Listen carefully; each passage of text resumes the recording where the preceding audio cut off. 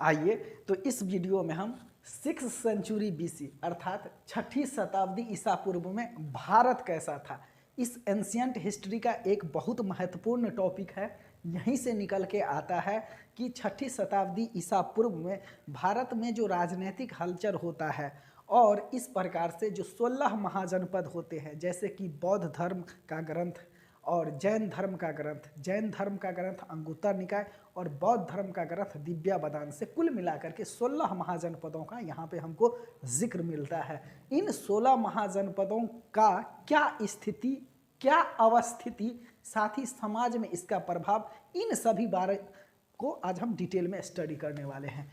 देखिए 6th century BC में यहाँ पे महाजनपदों का काल रहता है। महाजनपदों का काल रहता है। जैसे कि पिछले कक्षा में हमने बात किया था कि पहले कबीला या जन, फिर जन से बनता है जनपद और यहीं पे राज्य का कंसेप्ट उभर के सामने आने लगता है। हमने बात कहा था कि नॉर्थ, साउथ, ईस्ट और वेस्ट, यहाँ पे हमने कहा था कि बीच में एक राजा का कंसेप्ट है और उत्तर वाले जो शासक होते हैं उसको क्या कहा जाता है, उसको विराट कहा जाता है और उसके राज्य को वैराज्य कहा जाता है। पूर्व वाले शासक को सम्राट कहा जाता है, इसके राज्य को साम्राज्य कहा जाता है। दक्षिण वाले को राजा को भोज कहा जाता है और इसके राज्य को भोज्य कहा जाता है। और पश्चिम वाले भाग में स्वराज का कंसेप्ट है और इसके राजा को क्या कहा जाता है, सौराठ कहा जाता है। ये बात हमने उत्तर वैदिक काल जब हम पढ़ा रहे थे तब ने बखूबी बात किया था। तो हमने कहा कि ऋग्वैदिक काल में, अर्थात उससे थोड़ा पीछे चलिए तो नवपाषाण काल में अस्थायी जीवन जीने के साथ ही उसके बाद ऋग्वैदिक काल में जन यानी कि कबीला का कंसेप्ट आता है और ये जनतंत्रात्मक और गणतंत्रात्मक आधार पर शासन प्रणाली सुचारू रूप से सभा और समिति और विधत के माध्यम से करता है। फिर जब जनपद का काल आता है तो राज्यों का एक शैशव अवस्था हमको देखने को मिलता है और महाजनपदों के जो काल आते हैं तो कुल मिलाकर के क्या हमने बोला, ये जो 16 महाजनपद थे, इन 16 महाजनपद की क्या राजनीतिक स्थिति था और इन 16 महाजनपदों में से अंतिम रूप से मगध, कोसल, बस और अवंती ये 4 लड़ता है और फाइनल रूप से मगध का बहुत ही तेजी से यहाँ पे भारत के पटल पे पदार्पण होता है। और मगध में कुल मिलाकर के 4 शासक होते हैं। कौन कौन वंश का, हर्यक वंश, शिशुनाग वंश, नंद वंश और फिर मौर्य वंश। और ये जब मौर्यों का काल आता है तो देखते हैं एक मौर्य सम्राट का रूप ले लेता है। ये न तो राजा होता है बल्कि किसका रूप ले लेता है, सम्राट का। और ये अखिल भारतीय जो एक शब्द है वो यहाँ पे लाता है। मौर्यों का जब हम शासन पढ़ते हैं तो ये इसका जो शासन होता है उत्तर में कश्मीर से लेकर के दक्षिण में ये आपका कर्नाटक यानी कि स्वर्णगिरी, ये कर्नाटक और ये उस समय का जो होता है ये मैसूर कहलाता था। क्या कहलाता था, मैसूर। बाद में इसका नाम चेंज करके कर्नाटक किया गया। फिर हम देखते हैं पश्चिम में सौराष्ट्र तक, सौराष्ट्र से लेकर के पूर्व में ये बंगाल तक और उत्तर पश्चिम में ये यहाँ पे फारस तक यानी कि ईरान वाले क्षेत्र तक हम देखते हैं। ये उत्तर पश्चिम यानी ईरान वाला क्षेत्र तक क्या है तो हमारा रहता है। कहने का मतलब मौर्यों का शासन रहता है। तो ये कर्मिक डेवलपमेंट होता है। पहले जन या कबीला से जनपद, जनपद से महाजनपद, महाजनपद से फिर राज्य का कंसेप्ट आता है, फिर साम्राज्य का कंसेप्ट है और मौर्यों जैसा शासक जो है एक छत्र राज्य स्थापित करने का काम करता है। और जो एक भौगोलिक सीमा होता है, भौगोलिक सीमा उसको कहते हैं, 2 सीमा होता है, एक ज्योग्राफिकल बाउंड्री और एक फिजिकल बाउंड्री। तो जो फिजिकल बाउंड्री होता है, कहने का मतलब अब बंगाल है, बंगाल के बाद क्या है, समंदर है, तो समंदर को थोड़ी ना लांघ पाएगा कोई शासक। अब जैसे उत्तर में हिमालय है तो हिमालय को खोद के थोड़ी ना राज्य जीतेगा। कहने का मतलब जहाँ तक की बस्ती हो और जहाँ तक का मानव का पता उस समय तक हुआ था, ये हमारे मौर्य वंश के शासक वहाँ तक जीत लिए थे और एक बहुत ही गौरवमय और गर्मामय भारत की कल्पना वो सब किए थे। तो आज उसका जो प्रारंभिक अवस्था है 6th सेंचुरी BC, जहाँ से कि 16 महाजनपद है, उस 16 महाजनपदों में से फिर बौद्धों का, फिर जैनों का प्रसार और फिर मगधों का उत्थान, उन सबों के बारे में आज स्टडी करने वाले हैं। तो थोड़ा देर बने रहिए, रुक जाइए। 6th सेंचुरी BC, ये जो 6th सेंचुरी BC है ये क्या है? ये महाजनपदों का काल है, महाजनपदों का काल है। हमने क्या कहा कि कुल 16 महाजनपद है। कौन कौन? पहला अंग मगध, अंग मगध, काशी, वत्स, कोसल, सूरसेन, पांचाल, कुरु, चेदी, अवंती, गंधार, कंबोज, अश्मक, बज्जी, मल्ल और मत्स्य। ठीक, देखिए ये मत्स्य, ये अलवर, विराटनगर, अलवर, और ये राजस्थान का क्षेत्र है। मेरी बात समझ रहे हैं? मल ये कुशीनगर, ठीक, यूपी में है, देवरिया यूपी में। बज्जी ये वैशाली में पड़ता है, वैशाली। अश्मक की राजधानी पटना होता है और ये दक्षिण भारत का एकमात्र था, दक्षिण भारत का एकमात्र जनपद था। कंबोज का होता है हाटक, पांचाल अहिछत्र, काम्पिल और अहिछत्र या काम्पिल। उत्तरी का रहता है काम्पिल, दक्षिणी का रहता है, ये दो भाग में रहता है बटा हुआ, उत्तरी और दक्षिणी, समझ गए। कुरु का रहता है इंद्रप्रस्थ कहें तो नॉर्थ दिल्ली का इलाका, हरियाणा वाला जो क्षेत्र रहता है। चेदी का होता है सोथीमती, ये बुंदेलखंड का इलाका है, जहाँ पे चंबल की डाकू जो कहते हैं वही वाला इलाका है। अवंती ये उज्जैन का इलाका रहता है, MP का जो क्षेत्र है, ये भी दो भाग में बटा हुआ था। ठीक, गांधार ये तक्षशिला, यहीं पे आचार्य चाणक्य हुआ करते थे और ये चंद्रगुप्त जैसे शासक योद्धा को इन्होंने बनाने का काम किया था। 8, 9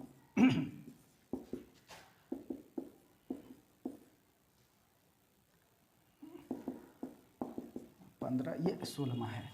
फिर अंग जो है, ये अंग की राजधानी चंपा, ये आधुनिक भागलपुर बिहार का है।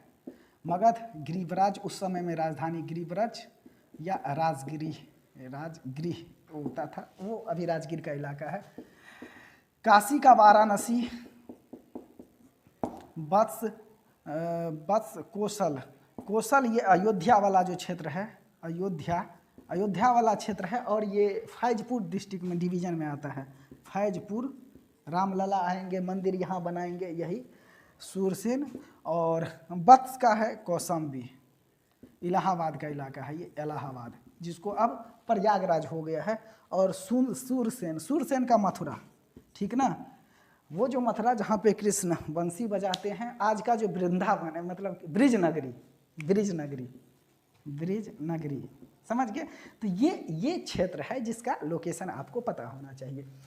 ये जो महाजनपद था, इनमें से मगध, कोसल, वत्स और अवंती, ध्यान से देखिएगा, क्वेश्चन में यही रहेगा, मगध, कोसल, वत्स और अवंती, इस टाइप से क्वेश्चन रहेगा। मगध के उत्थान में 4 लड़ा था महाजनपद और आपस में फाइनल रूप से मगध जीत जाता है, तो वो दे देता है, कई बार 2 दे देगा, 2 छोड़ दे देगा, 1 दे देगा, 1 छोड़ देगा। तो इस टाइप से आपको क्वेश्चन में वो देखने को मिलेगा। तो मगध, वत्स, कोसल, अवंती, इसको तो एक बार दिमाग में बैठा ही लेना है। क्लियर? एक बार मैं रिकॉल किए जाता हूँ और मेरे साथ कीजिए, याद हो जाएगा। अंग ये भागलपुर और ये बिहार का है। मगध गिरिव्रज राजगिरी, ये भी बिहार का है। काशी वाराणसी यूपी का है। वत्स कौशाम्बी इलाहाबाद, कोसल अयोध्या, सूरसेन मथुरा, पांचाल अहिछत्र और काम्पिल 2 भाग में, कुरु इंद्रप्रस्थ, चेदी सोथीमती बुंदेलखंड का इलाका, अवंती उज्जैन, गांधार तक्षशिला उत्तर में, कंबोज का हाटक पोतना या पोतनी होता है, ये पश्चिम भारत में आता है। और ये पश्चिम अस्मत पश्चिम भारत में आता है। भज्जी, वैशाली, मल, कुशीनगर, मत्स्य, विराटनगर ये राजस्थान का इलाका होता है। तो आई होप ये आपको दिमाग में आ गया होगा। इसको एक दो बार आप खुद भी प्रैक्टिस कीजिएगा। फिलहाल मगध, वत्स, कौशल और अवंती इनमें युद्ध होता है और ये चतुर्दिक जो युद्ध होता है फाइनल रूप से मगध ये क्या करता है, जीत जाता है। तो फिर क्वेश्चन में आता है मगधों का उत्थान और मगधों के उत्थान के लिए क्या क्या परिस्थितियां जिम्मेदार थी, वहां से फिर क्वेश्चन बनता है और इस प्रकार से जो है मगध अपनी राजसत्ता को कायम कर लेता है। जैसे देखिए हमने कहा था मगध, कौशल, वत्स और अवंती, इनमें क्या होता है, आपस में संघर्ष होता है और मगध जीत जाता है। मगध जैसे ही जीतता है तो इसके पीछे कई सारा भौगोलिक कारक होते हैं और राजनीतिक कारक होते हैं। भौगोलिक और राजनीतिक कारण होता है दो, भौगोलिक प्लस राजनीतिक, ये दो कारक होते हैं जीतने के पीछे। ठीक, पहला तो यहाँ पे 4 वंशों का शासन होता है उत्थान में। हमने क्या बोला, हसीना मान जाएगी, एक छोटा सा ट्रिक बनाए हैं, हसीना मान जाएगी सिनेमा भी है और अमूमन जुबान पे चढ़ जाता है। तो ह से हर्यक वंश, स से शिशुनाग वंश, न से नंद वंश और मान से मौर्य वंश। समझ गए? तो खैर ये अपना है जो अपन लोग अपने भी बना लीजिएगा। हम जो समझाना चाह रहे हैं ये जो चारों वंश है, क्यों कारण था कि वत्स, अवंती और ये कौशल ये सब नहीं जीत पाया, मगध ही जीत पाया। तो इसके पीछे 2 कारण, एक तो भौगोलिक और दूसरा राजनीतिक। समझ गए? ध्यान से देखिएगा। मेन रूप से भौगोलिक कारक ज़्यादा जिम्मेदार है। जिम्मेदार होने के पीछे ये है कि देखिए पहला कि ये जो राजगिरी या जिसको गिरिब्रज बोलते हैं, गिरिब्रज बोलते हैं, गिरिब्रज, ये क्या था, तो ये पहाड़ियों से घिरा हुआ था, पहाड़ियों से घिरा था, पहला बात। फिर बाद के शासक उदयन के काल में हम देखते हैं हर्यक वंश में 3 शासक होता है, बिंबिसार, अजातशत्रु और उदयन। तो उदयन के काल में ही हम देखते हैं ये यहाँ से हटा करके पाटलिपुत्र को बना लेता है राजधानी। तो पाटलिपुत्र भी क्या है, एक जल दुर्ग का काम करता है। एक तरफ सोन नदी, एक तरफ गंगा नदी और एक तरफ गंडक नदी, गंडक या फिर जिसको बूढ़ी गंडक कह लीजिए, क्योंकि बूढ़ी गंडक तो एक्चुअली में ये बहती है कहाँ पे, ये बहती है मुजफ्फरपुर में, लेकिन इसी का एक भाग है गंडक जो पहलेजा घाट, लॉ कॉलेज है पटना का, वहाँ पे आकर के इससे मिलती है। तो उस तरह के सेना को वापस यहाँ नहीं आने देता था। डेट्स वे ये 3 तरफ से ट्रायंगल का एक आकार बनाता है और ये गंगा नदी में आकर के मिलता है। सपोज डैट ये है गंगा नदी, समझ गए? तो ये इस तरफ से आती है क्या, इस तरफ से आती है सोन नदी और इस तरफ से आती है फिर गंगा नदी। गंगा नदी बिहार में 445 किलोमीटर तय करता है और पटना में सबसे अधिक तय करता है। तो सोन ये बीच से होकर के गंगा जाती है और एक तरफ से गंडक, ये हो गया सोन, ये है गंगा और ये है गंडक, इस तरह से जाती रहती है और ये जल दुर्ग का काम करता है। क्या करता है? पाटलिपुत्र एक जल दुर्ग का काम करता है। आप होप इस बात को समझ रहे होंगे। तीसरा जो यहाँ पे मेन मुद्दा था वो था जंगल। अभी भी देखते हैं कि गया का जंगल अपने आप में बहुत विशाल जंगल था। तो जंगल, तो यहाँ पे बहुत बड़े पैमाने पे क्या था, हाथी था प्लस हाथी। तो जंगल में हाथी था, इसके वजह से क्या किया, हाथियों का उपयोग उन्होंने सेना के रूप में किया, गज सेना के रूप में किया। यहाँ पे मौर्यकाल पढ़ाएंगे तो हम बात करेंगे कि यहाँ पे चतुरंग सेना का बात किया था। समझ गए? एक सेना को बोलते हैं पैदल सेना, अश्व सेना, उसके बाद घोड़ा का सेना, अश्व मतलब घोड़ा और हाथी, और तीसरा रथ सेना। चतुरंग सेना में आता है आपका पहला पैदल, दूसरा अश्व, तीसरा हाथी और रथ, ये सेना था। और जस्टिन ने इन्हीं के सेना को क्या बोला था, डाकुओं का गिरोह बोला था, जाके समूचे भारत को ये रौंद दिया था। समझ गए? तो ये था एक जंगल और यहाँ पे हाथी थी। तीसरा बात, यहाँ पे लोहा का मिलना।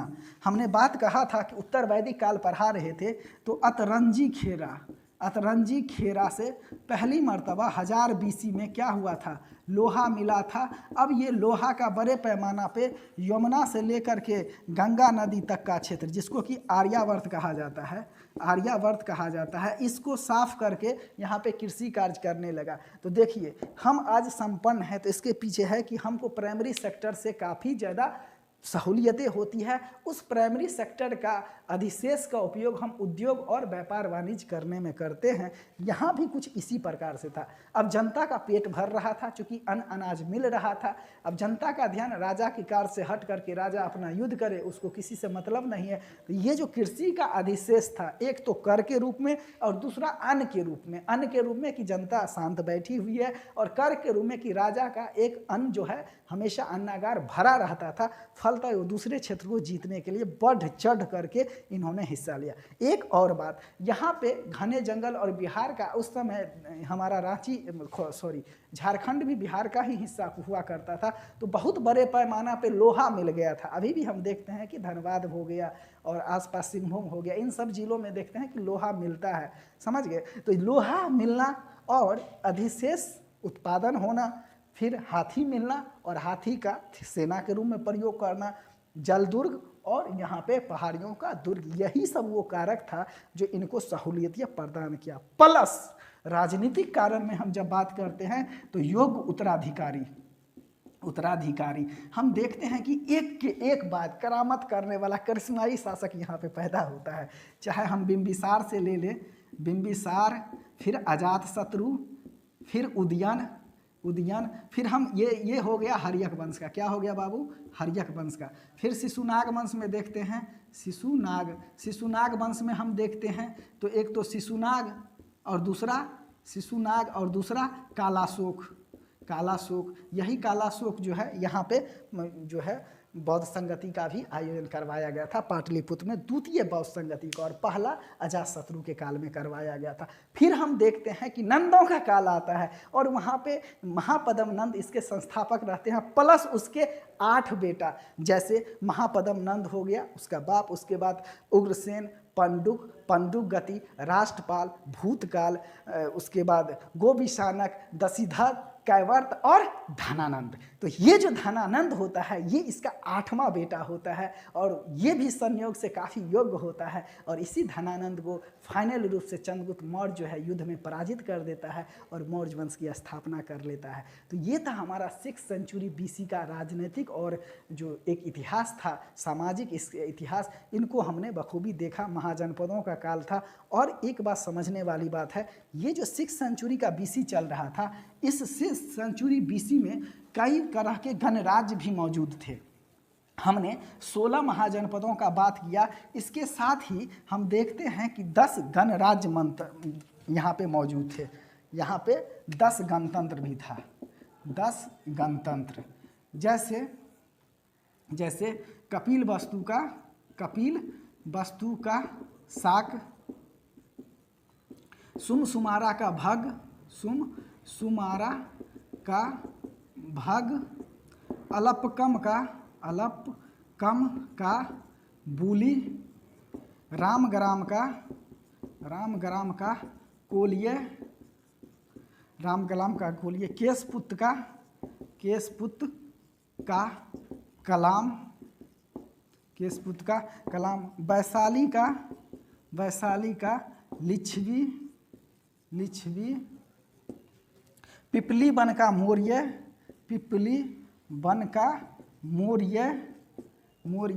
मिथिला का विदेह, पावा का मल, कुशीनारा का मल। 1 2 3 4 5 6 7 8 9 और ये 10। तो इस समय में क्या था, 10 गणतंत्र था। ध्यान देने वाली बात है, ये जो 10 गणतंत्र था, गणतंत्र जब हम कहते हैं तो इसमें क्या होता है, शासन एक संस्था द्वारा चलाया जाता है और उसमें वंश का बात नहीं होता है कि बाप का राज्य बेटा संभालेगा, बल्कि योग्य उत्तराधिकारी एक समिति के माध्यम से यहाँ पे चुना जाता है। क्लियर।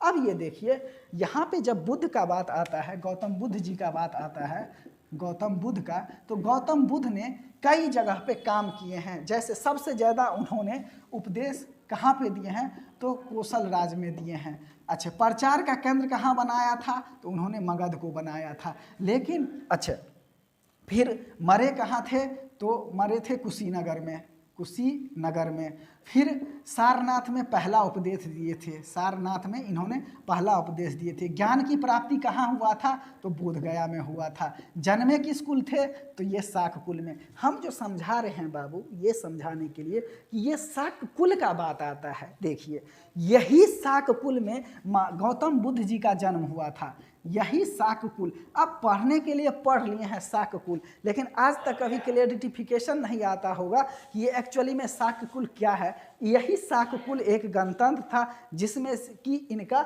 जन्म हुआ था। फिर हम देखते हैं कि यही केशपुत का कलाम था, जहाँ पे ये पहला गुरु इनके हुए थे। पहला गुरु हुए थे अलार कलाम। कौन हुए थे, अलार कलाम, अलार कलाम। तो यही जो अलार कलाम थे, इसी से ये संबंध रखते थे। फिर हम देखते हैं कि जब ये मरते हैं गौतम बुद्ध, तो मरने के बाद इनके अवशेषों को 8 जगह पे रखा जाता है, अलग अलग। उन अवशेषों में बात करें तो देखिए, कपिल वस्तु के शाक में इसका अवशेष नहीं रखा गया था, सुमसुमारा के भग में इसका अवशेष नहीं रखा गया था, और मिथिला के विद्रोह में इसका अवशेष नहीं रखा गया था। बाकी हर एक जगह, जैसे कि अलपकम का बूली, रामग्राम का कोलिये, केशपुत का कलाम, वैशाली का लिच्छवी, पिपलीवन का मौर्य, फिर पावा का मल, कुशीनारा का मल, और एक और याद रखिएगा, बेथा द्वीप का ब्राह्मण, बेथा द्वीप का ब्राह्मण। ये जो बेथा द्वीप के ब्राह्मण थे, तो इस प्रकार से कुल मिलाकर के 8 जगहों पर, कितना जगहों पर, 8 जगहों पर जब गौतम बुद्ध का महापरिनिर्वाण हो जाता है, तो 8 जगहों पर उसके अवशेष को रखा जाता है, जहाँ पर कि स्तूपों का निर्माण किया जाता है, जहाँ पर कि स्तूपों का निर्माण किया जाता है। और यही वो स्तूप रहते हैं जिसके बल पर हम गौतम बुद्ध को याद करने का काम करते हैं। तो हमारे समझाने का मकसद ये था कि ये जो 16 महाजनपद हैं प्लस 10 गणतंत्र है, इस 6ठी शताब्दी ईसा पूर्व में भारत की राजनीतिक और जो परिदृश्य था और सामाजिक परिदृश्य कुछ इस प्रकार से था। तो नेक्स्ट वीडियो में जब हम बात करेंगे राजवंशों का, तो वहाँ पे ये सब जो परिप्रेक्ष्य मालूम रहेगा, तो आपको समझने में सहूलियतें होंगी। मैं आपको बता दूं कि 6th सेंचुरी BC में कुल मिलाकर के 62 संप्रदायों का यहाँ पे उदय होता है, लेकिन उनमें से जैन और बौद्ध, और उनमें से भी जैन और बौद्ध में से ही केवल बौद्ध जो होता है, ना केवल भारत के भूमि पर बल्कि अंतर्राष्ट्रीय कई भूमियों पर ये जा करके अपनी परचम जो है फैला देता है। और बौद्ध धर्म एक अंतर्राष्ट्रीय धर्म की ख्याति उस समय से लेकर के 6th सेंचुरी BC से लेकर 21वीं सदी के भारत तक में हमको दिखाई पड़ता था। तो ये है हमारा glorious past during 6th century BC। मिलते हैं फिर एक नेक्स्ट वीडियो में। अगर आप पटना और आसपास में हैं, तो मेरा संस्थान रामपुर लेन मुशर्रफपुर हाट के पास है, तो वहाँ आकर के आप